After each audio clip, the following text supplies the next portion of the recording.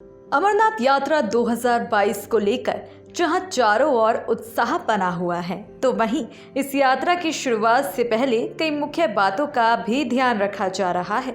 तो इन्हीं मुख्य बातों को जानने के लिए जम्मू कश्मीर से हमारे संवाददाता विनीत ने जम्मू मेयर चंद्रमोहन गुप्ता जी व भाजपा के वरिष्ठ नेता से की खास मुलाकात। तो आइए नजर डालते हैं इस खास बातचीत पर।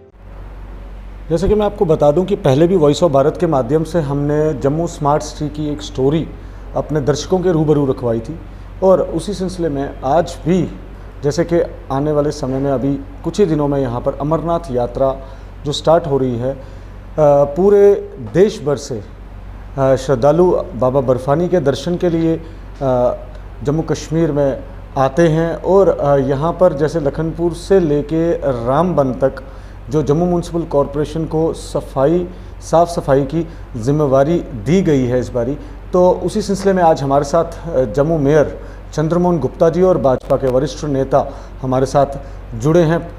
बहुत बहुत स्वागत है आपका वॉइस ऑफ भारत में। सर, क्या कहना चाहेंगे, जो लखनपुर से लेकर रामबन तक जम्मू म्यूनसिपल कॉरपोरेशन को बहुत बड़ी जिम्मेवारी दी गई है, क्या क्या उसमें जिम्मेवारियाँ हैं और किस किस डिस्ट्रिक्ट में आपके कितने लोग जुड़ेंगे, वहाँ पर क्या क्या काम रहेंगे, कैसे साफ़ सफाई रहेगी?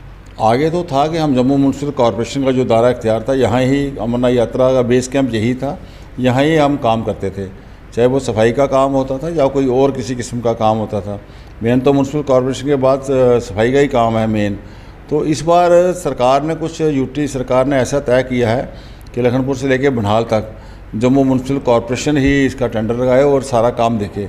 और इसके साथ जो लोकल बॉडीज़ हमारी हैं, जितनी भी म्यूनसिपल कमेटीज़ हैं, चाहे कौंसल हैं, चाहे कठुआ की है, चाहे उधमपुर की है, इन सबको साथ मिलकर हम इस कार्य को करें।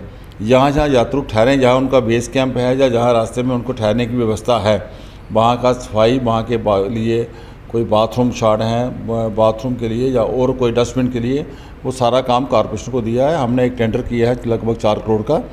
उस टेंडर के साथ हमने एक आउटसोर्स एजेंसी आई है, वही बाथरूम की सारी व्यवस्था करेगी। जो बायोडिग्रेडेबल जो बाथरूम है हमारे, उनकी व्यवस्था करेगी, उनको डिसल्ट करेगी, उनको खाली करने का काम भी उसी का है। और उसके बाद जब यात्रा ख़त्म हो जाएगी, वो सारे अपने सिस्टम को क्लोज़ करेगी। इसमें नहाने के लिए भी हमने प्रावधान इस बार 50-60 बाथरूम बना रहे हैं, सारा सिस्टम उसी एजेंसी से कराएंगे। और जम्मू शहर में हमने अपनी भी जो स्टाफ है, सफाई साथी हैं, उनको भी स्टैंड बाई रखा है। हर वार्ड से 75 वार्ड हैं, 2-2 लोग हमने स्टैंड बाई रखे हैं। इन केस अगर ज़्यादा ज़रूरत पड़ेगी, हम उनको भी वहाँ डिप्यूट कर सकते हैं।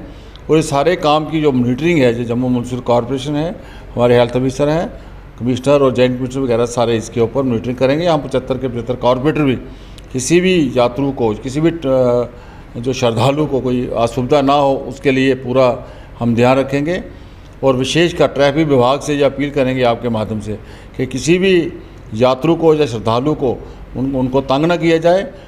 वो अमरनाथ यात्रा जाने वाले लोगों के जिनके पास परमिशन है, उनको उनकी गाड़ी को स्टिकर लग जाए, वो गाड़ी आगे कहीं बनिहाल तक और बाल्टा तक चेक नहीं होनी चाहिए, ताकि बार बार उनको ये हरास ना किया जाए। जी, जैसे कि लंगर की सुविधा भी उपलब्ध की जाती है, हर एक जगह लंगर कुछ लोग ऐसे भी हैं जो हर साल लंगर लगाते हैं यात्रियों के लिए।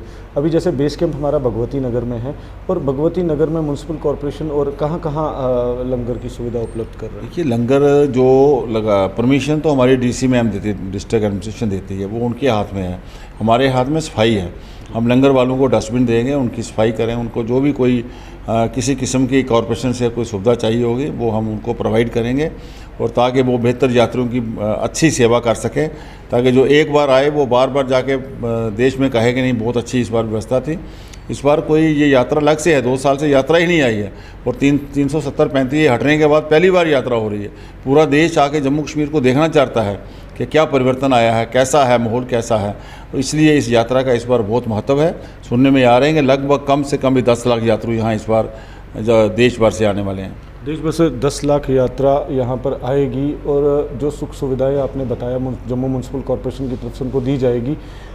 मगर कहीं ना कहीं जो डिस्टर्बेंस क्रिएट हो रही है कश्मीर वैली में और देखने को मिल रहा है, कहीं यात्रु के अंदर, श्रद्धालु के अंदर कहीं ना कहीं एक डर बैठा हुआ है, उसके लिए क्या अपील करेंगे उन यात्रियों से जो यहाँ पर आ रहे हैं? वो डर शर्क नाम की आजकल कोई चीज़ नहीं है। तब भी प्रशासन ने यात्रा निकाली जब 91, 92, 93 के अंदर भी, तो इसलिए वो यात्रु जो है वो यात्रु डरने वाला नहीं, जिसने जाना है वो जाता है। आज भी अगर आप कश्मीर वैली के अंदर बात करें, इतना टूरिस्ट है, इतना टूरिज्म है कि कमरा नहीं मिल रहा है।